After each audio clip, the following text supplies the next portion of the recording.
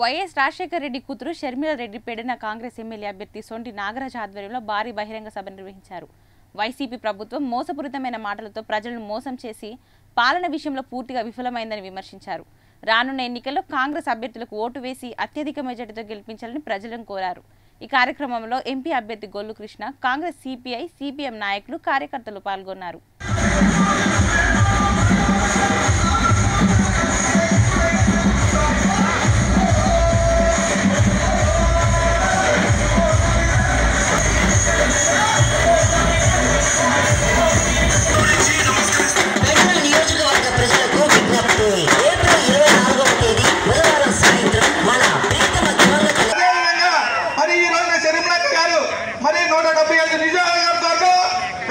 పార్టీలు అని చెప్పుకున్న మరి జబ్బలు ఖర్చుకున్న నాయకులందరూ మరి షర్మిలక్కని చూస్తే మరి అలాంటి పరిస్థితుల్లో మరి ఈ రోజున పెడన మండలం, గూడూరు మండలం చూసుకుంటే 3 మీటర్ల పర్మిషన్ తీసుకుని 3 మీటర్ల మైనింగ్ పర్మిషన్ తీసుకుని 30 అడుగులు లోతు తవ్వే పరిస్థితుల్లో మైనింగ్ దోపిడీ జరుగుతుంది ఇక్కడ.